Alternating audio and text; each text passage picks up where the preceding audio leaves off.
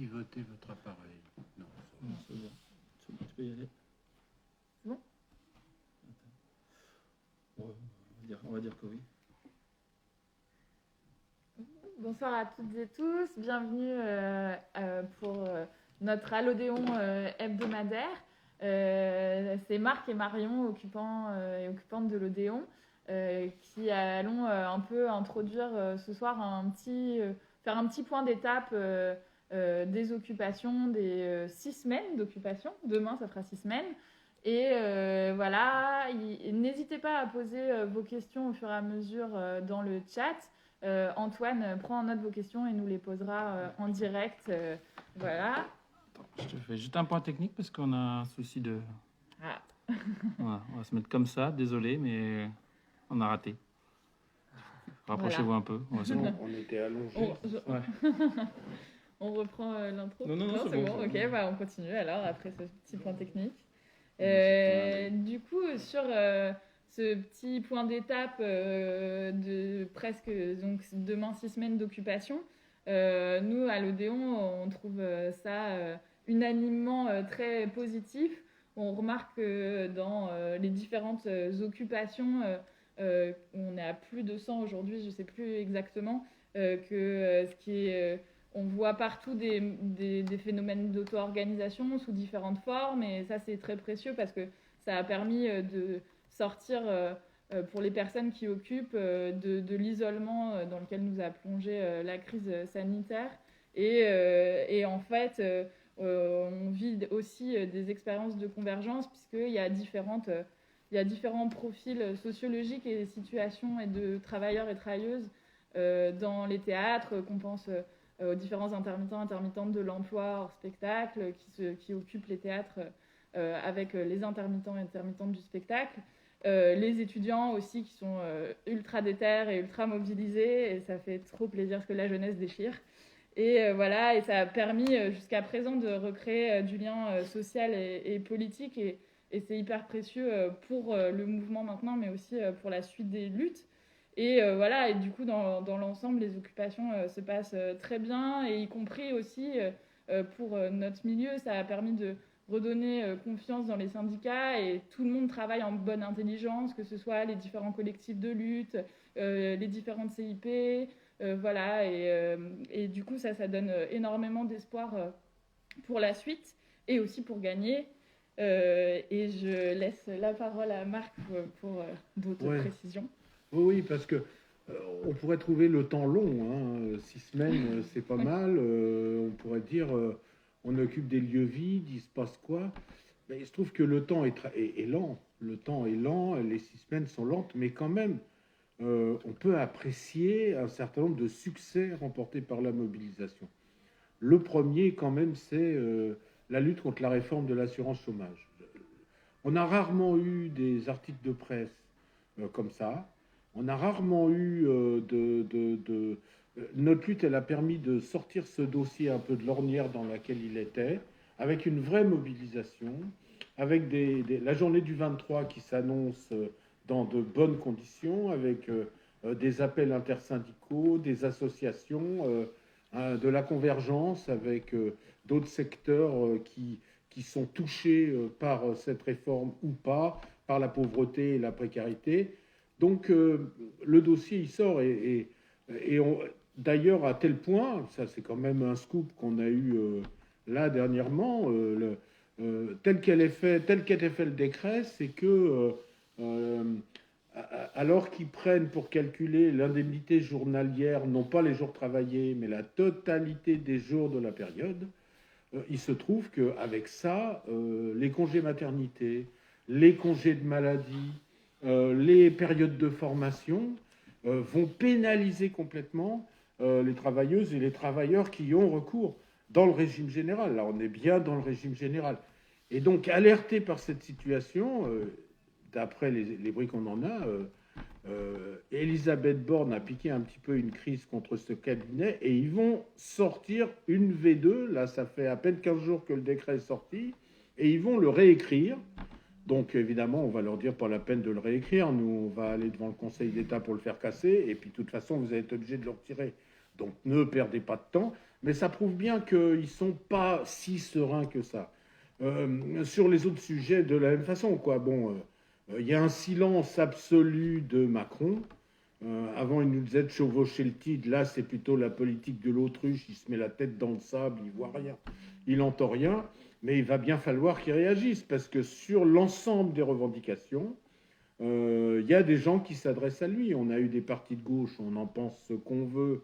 Moi, j'ai pas à faire ça. Qu'on écrit à Macron sur la réforme de l'assurance chômage, sur les conditions de la reprise et donc la nécessité d'un plan de reprise.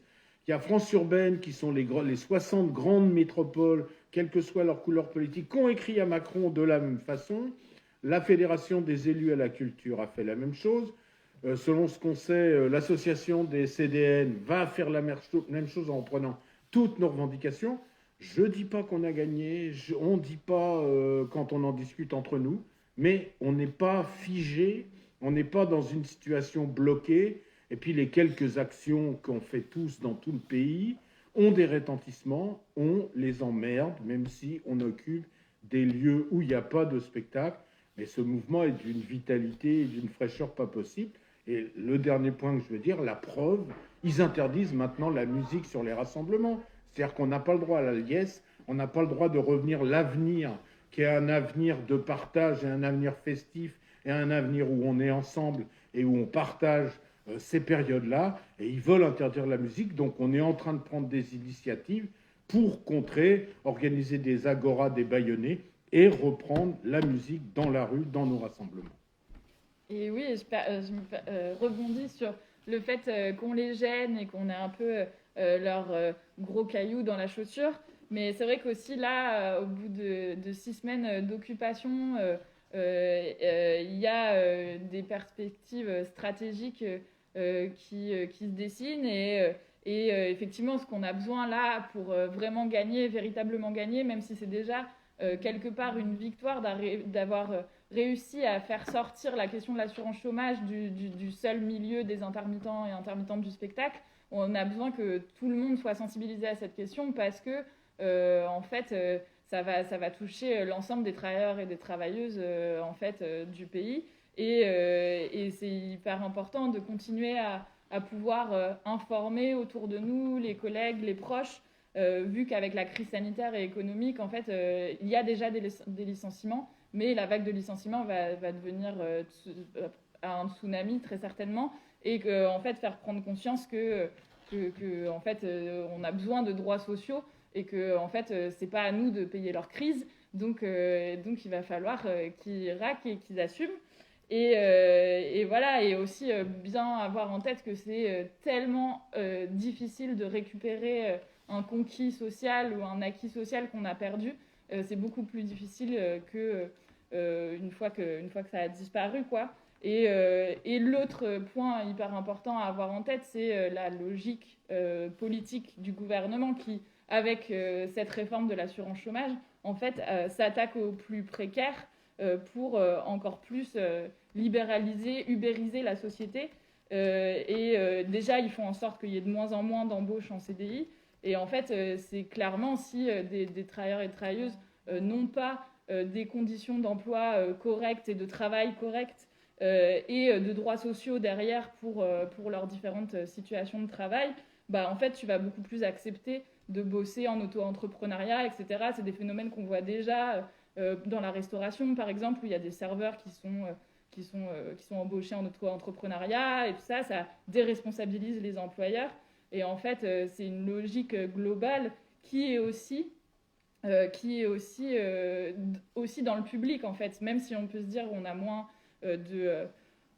de liens avec la fonction publique, on a aussi quand même un destin commun parce qu'ils sont en train de privatiser, de sous-traiter, de libéraliser toute la fonction publique. On le voit, il y a une loi, un projet qui s'appelle CAP 2022 et qui, en fait, a par exemple supprimé France 4, où c'est devenu qu'une télé numérique et du coup, il y a plein de licenciements, etc. Donc vraiment, cette question de l'assurance chômage, c'est une question qui nous touche toutes et tous. Et c'est important de continuer à le dire autour de nous. Voilà. C'est bon Réponds pour aux vous? questions. Ouais. Ouais, d'accord. Vous avez dit que ça faisait 6 semaines qu'on occupait? Oui. Oui, ça fait 6 semaines qu'on occupe. Bah, quand même. Demain. Demain. Du coup, il y a Marjorie qui demande la convergence, c'est juste la pluralité de la rue? Non, point d'interrogation. Bah, ça se travaille, la convergence. Nous, on n'a pas nous, on a discuté à l'Odéon de la convergence. On a mis une petite commission en place, mais la convergence, elle ne va pas se faire à l'Odéon. Donc, on organise des agoras depuis 6 semaines.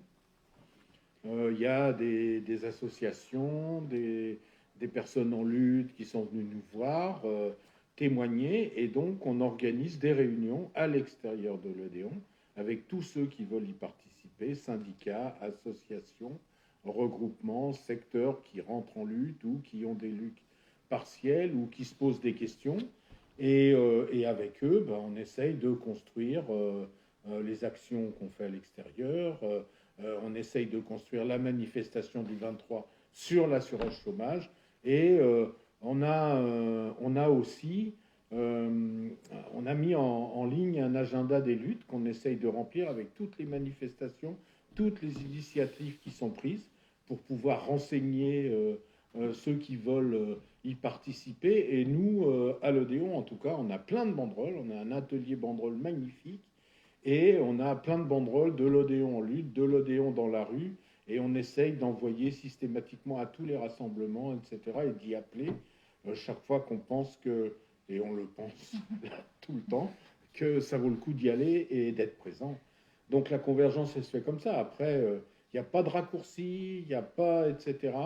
Il y a des appels interpro pour la manif du 23. Sur l'assurance chômage, il y a quand même des secteurs qui se posent là-dessus, parce que la précarité, elle est partout. Bon, Marion en a parlé, je ne vais pas redévelopper là-dessus.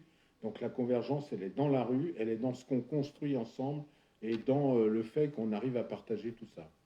Et je rebondis parce qu'on a beaucoup dit que ça fait 6 semaines qu'on occupe, mais on n'a pas encore assez dit que donc le 23 avril, c'est une journée, de manifestation, d'action partout dans le pays. Il y a tous les lieux occupés, coordonnés, qui construisent cette date et pour que ce soit la plus large possible. Et effectivement, c'est là où il y aura une réelle convergence possible dans la rue pour faire retirer ce projet de réforme, cette réforme de l'assurance chômage. Donc voilà, rendez-vous le 23 pour la convergence dans la rue. Du coup, on a Serge qui demande, ce serait bien, enfin, c'est plus c'est pas vraiment une question, mais c'est une remarque, ce serait bien que les jeunes bougent plus plutôt que de rester sans rien faire. Nous, on les voit beaucoup bouger, hein, les jeunes. Hein. Bah oui. Et vraiment, d'être justement très déter. Enfin voilà, bon, moi je suis encore un peu jeune, hein, mais disons, les 18-25 ans, vraiment, ils sont impressionnants de détermination, de rigueur et vraiment, on apprend beaucoup à leur côté, en tout cas à Paris, avec notamment les étudiants et les étudiantes qui occupent le théâtre de la Colline, le théâtre des quartiers d'Ivry. Enfin, vraiment, il y a des rencontres qui se font. Montreuil, voilà. On a aussi beaucoup d'étudiants et d'étudiantes et de jeunes travailleurs et travailleuses qui sont avec nous à l'Odéon. Et en fait, c'est justement au contraire, eux, ils vivent encore tellement violemment la crise sanitaire et économique. Du coup, personnellement, moi, je les trouve plutôt ultra déterminés et ça donne beaucoup de force et d'énergie à nos occupations, quoi. Ils ont créé une coordination des jeunes du spectacle vivant qui est très, très forte, avec tout un programme revendicatif. Ils sont dans tous les lieux occupés, il y en a. Ils tournent, ils se remplacent, ils partagent. Bon, après, je peux entendre la question. On a l'habitude, quand il y a des mouvements sociaux forts dans ce pays, que l'université est en pointe, voire les lycées, et que là, mais c'est vrai que les étudiants ont pris une chape sur la tête, les conditions dans lesquelles, de précarité dans lesquelles ils sont, les mesures gouvernementales par rapport sont absolument insupportables. Alors ils appellent quand même aux manifestations du 23, il y a l'UNEF qui y appelle, il y a l'UNL, les lycéens qui y appellent. Mais c'est vrai que leur situation, elle est redoutable, quoi. Je veux dire, ils vont quand même dans toutes les soupes populaires chercher de quoi se nourrir. Beaucoup ont profité des déplacements pour retourner dans leur famille. C'est pas les conditions de la lutte, c'est aussi pouvoir lutter. Alors nous, évidemment, on travaille dans leur direction, ils sont présents dans les réunions de convergence. C'est vrai qu'il n'y a pas d'université occupée, il n'y a pas de lycée bloqué, etc. Mais on va essayer, avec la musique qui va retourner dans les manifestations et notre détermination, de travailler avec eux en convergence pour que ça avance. Et c'est vrai que cette question de l'isolement et de la précarisation, y compris psychologique, elle est aussi pour tous les travailleurs et travailleuses, et on le voit dans nos milieux, parce que c'est vrai que là, nous, ça fait 6 semaines, et du coup, parfois, comme on est un peu fatigué, on se dit « Ah, mais on voit pas assez nos collègues et nos copains-copines venir et tout ça », mais en fait, c'est pour ça aussi qu'on a voulu faire ce point d'étape, de dire « Mais, enfin, en tout cas, moi, par exemple, personnellement, j'étais super déprimée, je me sentais super isolée, et en fait je suis venue occuper l'Odéon, et en fait ça a rompu cet isolement, ça a donné une force et une énergie incroyable pour traverser aussi cette période qui est très très violente pour tout le monde. Et en fait je sais pas s'il y a moi en tout cas s'il y a un message à donner aujourd'hui, j'aimerais bien que ce soit celui-là pour les collègues, dire vraiment en fait faites confiance à la force du collectif. Et en fait, plus on sera nombreux et nombreuses, ouais, la lutte, ça donne trop de force. Et en fait, c'est le meilleur moyen pour gagner d'être tous ensemble. Et puis il y a tellement de bruit faux qui circulent que dans la lutte, on est capable, dans les occupations de l'Odéon, y répondre. La première, c'est ce qu'on voit sur les réseaux sociaux, c'est on ne nous laissera pas tomber, l'année blanche va être renouvelée d'1 an, etc. Nous, ce qu'on sait, on a été reçu par le ministre du Travail, enfin son chef de cabinet, qui a dit, directeur de cabinet, le renouvellement d'1 an de l'année blanche est une ligne rouge que nous ne franchirons pas. Donc rien n'est acquis. Il y a un rapport qui devait venir là-dessus, le fameux rapport Goron, que nous n'avons toujours pas et à qui on a demandé de le refaire. Donc il faut lutter, il faut aller vers tous ceux qui veulent lutter, et puis il faut lutter contre les fausses idées, comme quoi tout va bien, tout ira bien, et que on n'a pas besoin d'aller plus loin. Ok, alors il y a Stan qui pose une question, mais c'est ces mots, je précise, qui dit « Pas danser, pas chanter, pas jouer, pas créer, est-ce un gouvernement taliban ?» C'est ces mots, hein. Mais ça rejoint un peu ce qu'on disait avant. Oui, voilà, je sais pas si on peut, je sais pas quel adjectif ou analogie faire. En tout cas, c'est un gouvernement qui essaye j'ai que des mots vulgaires qui me viennent à la bouche, mais qui essaye de nous précariser, de nous détruire, de nous mettre à terre avec tous les moyens possibles, y compris de nous enlever toute la joie qu'il y a à vivre et à être ensemble. Ouais, c'est pas taliban, mais ils n'ont pas envie qu'on s'amuse, quoi. La période, elle est trop sérieuse pour qu'on s'amuse en luttant et en manifestant. Nous, on va leur montrer qu'on va faire l'inverse. J'en profite juste avant de poser la question. Tu as un message personnel de Marc. Tu as Hervé Nombalier qui te dit « Bonjour Marc ». Bonjour Hervé. Du coup, on a Quentin qui dit « Comment le mouvement se place-t-il face à la loi sécurité globale qui est actée dans les revendications de certains lieux occupés ?» Ouais, je veux bien. Nous, on est rentré à l'Odéon, on a pris des revendications qui nous paraissaient essentielles pour la lutte qu'on mène, et il y en a plein d'autres. Donc nous avons sur la façade de l'Odéon, on peut avoir des banderoles thématiques qui viennent en plus de nos revendications, parce que le champ de toutes les revendications est énorme. Nous, on a voulu se concentrer sur 6-7 revendications. Se concentrer dessus ne veut pas dire abandonner les autres. La loi sécurité globale, ici, il n'y a pas une personne qui ne veut pas lutter contre, manifester contre, mais il y a aussi les manifs de droit au logement, il y a les marches des solidarités, il y a les sans-papiers. On est dans une situation où il y a une précarité galopante et on essaye de nous imposer à coups de matraque, restez chez vous, rentrez chez vous et surtout pas de musique dans la rue. Alors évidemment, on est complètement solidaire de ces mobilisations, on envoie des délégations chaque fois qu'on le fait, on essaye d'y prendre la parole au nom de l'occupation de l'Odéon, s'ils veulent bien nous la donner. Donc on a même fait un texte de prise de parole que ceux qui ont envie d'y aller puissent lire. Bien évidemment, on est dans ce combat-là et on le prouve à toutes nos agoras.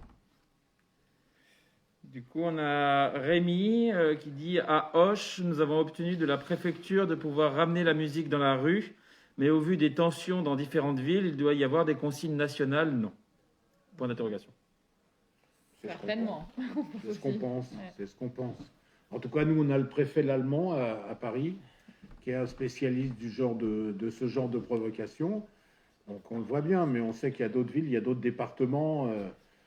Voilà, ils veulent pas que ce mouvement soit un mouvement qui rencontre la population avec des convergences, mais avec une joie de vivre et un sens de partage. Voilà, quoi. On n'est pas là enfermé à l'Odéon ou dans nos théâtres en attendant que ça passe pour gagner, mais on amène d'autres dimensions, quoi. La pandémie, les lieux, les arts vont reprendre la rue et on essaye de le faire avec cette lutte contre la précarité, mais on ne le fait pas de façon triste. On sait que c'est compliqué, mais on en profite. Donc c'est un acte politique d'interdire la musique, c'est clair. Eux, c'est ce qui est extraordinaire, parce qu'il faut prendre leur parole. Les rassemblements sont autorisés parce que ce sont des manifestations revendicatives. Parce que c'est une décision du Conseil d'État au moment du premier confinement qui a dit qu'on ne pouvait pas interdire les rassemblements, les manifestations sur la voie publique. Donc ils disent, eux, les concerts sont interdits, les événements culturels sont interdits, donc vous ne faites pas de musique dans vos manifestations. Mais nous, on dit que tous les concerts qui sont organisés ici sont des manifestations musicales de contestation et revendicative. Donc voilà, quand on fait venir un orchestre classique, il finit par jouer El Pueblo Unido. Quand on fait le Big Band XXL, il finit par jouer Mémé, Paris-Mai, etc. Ce sont des expressions artistiques revendicatives et donc leurs arguments ne passent pas pour nous et il faut qu'on gagne cette bataille. Et puis ce sont nos outils et nos instruments de travail, on a très bien le droit de manifester avec. On a Quentin qui nous demande Stéphane Braunschweig, donc je précise Stéphane Braunschweig, le directeur de l'Odéon, a-t-il enfin accepté de chanter Bella Ciao avec vous? Non, nous on dit plutôt Stéphane Braunschweig, c'est qui? C'est le fantôme de l'Odéon. Peut-être qu'il le chante dans ses cauchemars la nuit. Peut-être. Ça lui échappe. Non, c'est impalpable, inexistant, pas un mot. Pas un mot. Mépris. Voilà, on a Marjorie qui demande j'ai un slogan, printemps des peuples, que fleurissent les agoras, inventons et réinventons nos vies, le désespoir pointe à l'église et l'espoir est au cœur des agoras. Vous en pensez quoi? C'est très bien, mais comme mot d'ordre, faut le raccourcir un peu parce que voilà, mais c'est bien. Enfin, l'esprit, c'est exactement ça. Après, un mot d'ordre, on travaille dessus pour qu'il soit. Mais c'est parfait, ça nous va bien. Mais après, il faut que ça soit. Déjà, sur une banderole, ça serait un peu long. Donc, il faut trouver. C'est les parties de choses dont on discute, la commission banderole, etc. C'est trouver les mots pour exprimer exactement tout ce que tu proposes là, mais de façon plus resserrée pour que ça soit vraiment des slogans et des textes qu'on peut mettre sur les banderoles. Du coup, il y a Michel qui demande est-ce vrai qu'à Strasbourg et à Bordeaux, les occupants des théâtres ont été chassés par la police sur les ordres des municipalités écolos? C'est plus compliqué que ça. Enfin, à Strasbourg, je ne sais pas. À Bordeaux, il y a eu l'occupation de l'opéra qui s'est mal terminé, vu que les premiers occupants ont été chassés par des deuxièmes occupants. Voilà, au bout d'un moment, la police est intervenue pour les virer. Nous avons fait un communiqué pour dénoncer toutes les expulsions, mais depuis à Bordeaux, un nouveau lieu est occupé et il n'y a aucune intervention policière. Juste un message d'amour. Il y a Quentin qui posait les questions tout à l'heure, qui vous dit je vous aime mes camarades, encore big up à vous et notamment à Marion. Voilà. On va faire un combat de qui nous a donné le plus de bisous. Alors, ça, Merci Quentin. C'est la mission des bisounours. En fait, le point d'étape des 6 semaines, c'est un peu l'émission du love. Voilà. C'est pour vous donner du love, pour se donner du love et se dire, voilà, avec... Lutter, c'est aimer aussi. Ah voilà, Voilà, tout à fait. exactement. Et avec tout cet amour, on va gagner. Est-ce que, alors Patricia, je ne l'ai pas dit avant, est-ce que vous ne pensez pas que si les luttants et les choses mises en place... en gros, elle dit, est-ce que vous ne pensez pas que si les luttants et les choses mises en place grâce à elle, enfin grâce aux occupations, je crois, avaient un impact dérangeant, on vous aurait déjà dégagé. J'ai peur que ça ne soit pas assez et du coup, ça ne leur fait pas peur. Donc c'est un peu la question récurrente de Bien sûr. occuper les théâtres, fermer. Est-ce que ça dérange personne? Oui et non, ça gêne. Ça ne fait pas peur dans la mesure où, effectivement, quelque part, on ne bloque pas l'économie. Parce que l'économie du spectacle, elle est réelle, etc. Et en fait, c'est aussi pour ça qu'on cherche à mettre tout le monde dans la lutte et à construire une réelle convergence et que tous les secteurs se sentent concernés et puissent... Et c'est le sens, par exemple, de la journée du 23 avril, d'avoir le plus possible d'appels à la grève, y compris dans nos secteurs, parce que on a aussi des collègues qui sont permanents et permanents des théâtres et qui, en plus du soutien qui est déjà super, voudraient pouvoir aussi nous soutenir activement dans la lutte. Et voilà, et en fait, effectivement, c'est en ayant un mouvement large et avec le plus de travailleurs et de travailleuses qu'on pourra vraiment leur faire peur. D'ailleurs, il y a des préavis de grève qui sont déposés pour la journée du 23, plus si affinité. Et puis, c'est toujours... on les a vus, les débats, vous occupez des lieux vides, etc. Mais on s'est installé, on n'en a pas fait... on en a fait des lieux, on a essayé d'en faire des lieux qui rayonnent vers l'extérieur, à la rencontre de l'extérieur, en faisant des actions à l'extérieur, en rencontrant des collectifs à l'extérieur. Puis il y a plus de 100 lieux occupés, c'est pas banal non plus. Donc lancer les forces de police pour nous virer de 100 lieux, c'est pas gagné d'avance. Et comme on l'a dit tout à l'heure, il se passe des choses. Moi, je suis convaincu nous, on est convaincus qu'on dérange quand même. Bon, on n'a pas arrêté l'économie, ça c'est clair, parce qu'on n'a pas les moyens. D'ailleurs, le spectacle est arrêté, quoi. Donc, on faisait quoi? Donc, nous, on s'est posé cette question, on s'est dit, on va s'installer dans des occupations sur la durée, sur nos lieux de travail, et pour rayonner sur des revendications qui dépassent le seul secteur culturel, en accueillant ici des maîtres d'hôtel, des guides conférenciers et d'autres professions. Et c'est des rencontres extraordinaires. Et donc, on fait avec ce qu'on avait en main. Puis, vu la situation où, en fait, on ne peut pas se rencontrer dans les lieux... dans les lieux publics ou voilà, du coup en fait ça serait impossible de s'organiser tous et toutes ensemble. Et effectivement, comme le dit Marc, ça permet, par exemple, s'il n'y avait pas ces occupations, s'il n'y avait pas de lieux dans lesquels se rencontrer et s'organiser, en fait on n'aurait pas pu avoir ces rencontres avec les maîtres d'hôtel, même avec les étudiants aussi. On disait qu'ils sont aussi très très isolés, et voilà, c'est aussi un point d'appui énorme pour pouvoir tenir et faire grossir la lutte. Je fais juste il y a un commentaire de Philippe qui fait quoi ça, qui dit: cette question se retourne, s'il pouvait évacuer sans passer pour de gros fascistes, il le ferait. Il y aurait une question d'image aussi. On leur répond: vous voulez nous évacuer, venez, qu'ils viennent, on verra bien. Nous, en tout cas, on est là, on y reste, on continue à rayonner vers l'extérieur. Et s'il y a une évacuation ici, on saura rebondir ailleurs. Du coup, je rebondis parce que ça fait écho aussi avec ce que tu disais, Marion, sur le fait de se rassembler. C'est-à-dire qu'en région et dans les petits villages, parce qu'il y a aussi des petites occupations, je rebondis parce que c'est le commentaire que je vais lire, mais c'est aussi des lieux où on peut se rassembler, des gens qui viennent de loin, aux agoras et tout ça. Du coup, il y a Christophe qui dit occupation de Saint-Céré, 3500 habitants, petite ville gauloise et occitane. On a eu des demandes de partis politiques, élevés, Génération, de venir nous rencontrer. Nous avons décidé de refuser la visite des partis et nous leur avons dit que nous recevions tout le monde en AG à titre individuel et citoyen. La question est plus complexe avec les syndicats. C'est pas vraiment une question, mais c'est une remarque. Nous, on fonctionne un peu différemment à l'Odéon. Mais... Bah, nous, on a tous les élus qui sont venus nous voir, on en pense qu'on veut. Ils sont venus. On essaye de les utiliser pour garantir nos agoras et pour faire revenir de la musique. Bon, c'est pas...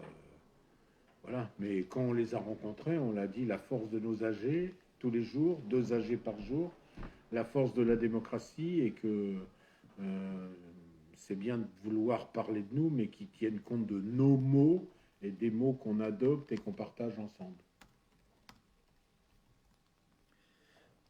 Pardon, du coup, je suis en train de répondre. Juste, j'ai plus le commentaire sous les yeux, mais il y a Marjorie qui dit qu'il y a le maire de Cannes, la maire de Cannes qui s'est prononcée contre l'écriture inclusive et la cancel culture et qui demande un peu comment on se place, nous, par rapport à ça.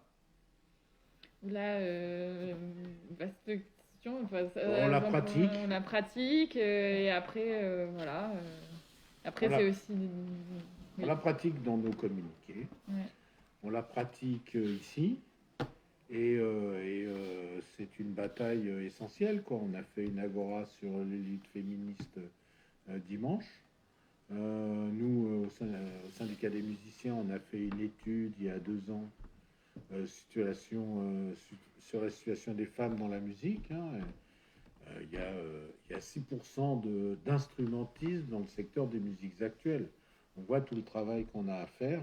Donc l'écriture inclusive, pour nous, elle est naturelle et fait partie de la lutte contre le patriarcat, contre le machisme et contre le sort qui est réservé aux femmes. Et quand on se bat sur l'assurance chômage, quand on se bat contre la précarité, 80% des emplois à temps partiel sont occupés par des femmes. Donc on voit bien qu'il y a une vraie logique dans nos luttes sur la place des femmes dans le mouvement, sur la place des femmes dans le travail, et donc écriture inclusive, en tout cas, on est là-dessus, et c'est ce qu'on pratique ici. Ça rejoint aussi la lutte contre la réforme de l'assurance chômage qui va précariser, et notamment d'abord les personnes racisées, les femmes qu'on retrouve dans les situations de travail les plus précaires. Voilà ce que disait Marc sur les temps partiels imposés. Qui aussi bien souvent on retrouve dans de grandes proportions, je n'ai pas les chiffres, mais dans par exemple les intermittentes de l'emploi. Et l'autre chose hyper importante dont on ne parle pas assez, mais c'est aussi sur les congés maternité. En fait, depuis le premier confinement et la crise sanitaire, c'est une catastrophe pour notamment les intermittentes qui demandent des congés maladie, maternité et pour les accidents du travail. Voilà, et c'est aussi sur ces terrains-là qu'on se bat des droits sociaux pour toutes et tous. Il n'y a plus trop de questions. Il y a Christelle qui demande donc pas de nouvelles de Roselyne. Je pense qu'elle pense de... Ah bah si, elle a fait une grande communication sur la protection des œuvres. Comme quoi, j'ai lu, elle a un grand sens de ce sur quoi faut... C'est un sujet important. Enfin, il y a une actualité qui est tout autre. Elle a pas dit un mot là-dessus. Tu reviens quand tu veux, Roselyne. Hein. Tu nous manques, on aimait bien quand tu es venue. On a encore plein de choses à te dire. Pour l'instant, il n'y a plus trop de questions. Peut-être qu'on peut attendre quelques minutes, sinon on va arrêter là si vous n'avez plus de questions à poser. Bien sûr. Voilà, je ne sais pas, peut-être rappeler qu'on a le 23. Ouais, voilà, la journée du 23 sur Paris, mais aussi dans plein de villes en France, que préparent activement tous les lieux occupés d'autres secteurs. Il y a des préavis de grève qui sont déposés. Voilà, et que ça va être une grande et belle journée. On va passer la seconde, peut-être. Exactement. Et puis après, on filera directement vers le 1er mai. Voilà. Donc, voilà, on a pas mal de choses à faire encore. Hein. On s'ennuie pas. Les 6 semaines sont passées très, très, très vite. Hein. Et bon, voilà, quoi. Et donc, on va doubler la mise jusqu'à ce que on gagne. Et on va gagner. Du coup, on a un bonjour des occupants du ZEF à Marseille, donc salut Marseille. Salut. Yeah. Voilà. Alors, j'attends une réponse parce qu'il y a une occupante du nouveau théâtre de Montreuil qui dit on a besoin d'aide, mais je ne sais pas trop de quoi elle parle. On a Michel qui demande et l'unité avec les autres syndicats. L'unité avec les autres syndicats, bon, pour l'instant, dans la lutte, il y a la CGT Spectacle et ses syndicats depuis le début. Il y a des syndicats sud solidaires dans certains endroits, Orléans, etc., Montpellier, je n'ai pas tout en tête. Et les autres, tout le monde est bienvenu, hein, on refuse personne, mais ils sont pas là. Donc on le regrette. Ils sont pas là, voilà quoi. Bon. C'est un constat, mais bon, on s'en sort bien quand même. Disons que ça ne nous empêche pas de dormir pour l'instant. Alors, pour pas faire de jaloux et de jalouse entre nous trois, je vois qu'il y a des bises à Antoine qui sont faites. Là, comme ça, on a eu chacun notre dédicace personnelle. C'est un copain qui est à l'occupation de Toulouse. Voilà. Coucou Toulouse. Salut Toulouse. Donc Margarita, qui était l'occupante de Montreuil, qui dit on a besoin de renforts, nous sommes épuisés, pouvez-vous nous aider? On peut faire voilà, on va on s'en peut faire un occuper. appel. Si vous devez choisir entre les théâtres franciliens, allez soutenir Montreuil. On va les appeler aussi. On va vous Voilà, appeler. on va Ouais. vous appeler. Et on a tous besoin de renforts. Oui, allez occuper, occupons. Partout Ou nous. pouvons et le voulons. Alors, du coup, Dominique dit pourrait-on imaginer une action en même temps dans tous les lieux avec un même visuel, mise en scène, pour montrer la force du mouvement, la mise en lien invisible pour l'extérieur? Il y a des choses qui se préparent avec la coordination des lieux occupés. C'est pas simple. C'est pas simple parce que bon, il y a des appétences différentes, des envies de faire les choses différemment. Donc trouver à faire une chose à 100, à plus de 100. Mais bon, on est dans le même mouvement, on s'exprime comme on le fait. On essaye de monter des choses comme ça. On espère qu'on y arrivera. Du coup, il y a Julie, qui est donc de l'occupation Paloma à Nîmes. Donc bonjour Julie, bonjour Salut. Nîmes. Donc, alors, à Nîmes, ici, les occupés, salariés, administration, direction, nous proposent une occupation par intermittence pour les nuits, apparemment trop coûteuse en personnel de sécurité. Et ça, c'est une question qui revient souvent là. Alors là, on va répondre à ça parce qu'on a eu Robin Renucci, que tout le monde connaît, et qui est le président de l'ACDN, et il dit ça, c'est du chantage. Association des centres dramatiques Des- nationaux, pour Voilà. les personnes qui ne sont pas du théâtre. Voilà, il dit ça, c'est du chantage. Il dit, selon les informations et toutes les informations qui lui sont remontées, avec les aides qui ont été données et surtout les saisons complètement coupées l'année dernière, ils ont tous mis de l'argent de côté, quoi. Et donc ça, c'est vraiment un chantage absolu de nous parler des gardiennages, etc., etc. Ben, on occupe et ils ont les trésoreries pour les payer. Voilà. Jean-François qui demande combien de temps le pouvoir peut-il encore rester muet? Et on va se dire qu'on prend les dernières questions et après on va commencer à arrêter tranquillou. Ça, c'est la stratégie, c'est sa stratégie depuis toujours, quoi. Ils l'ont fait avec je veux y arriver, avec le mouvement contre la réforme des retraites, etc.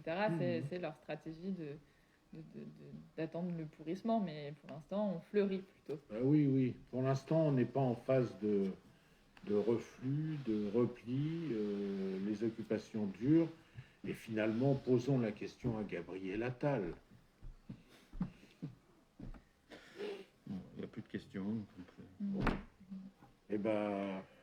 ciao. À La bientôt. lutte continue. Forza tout le monde. Le 23, le 23. Le 23.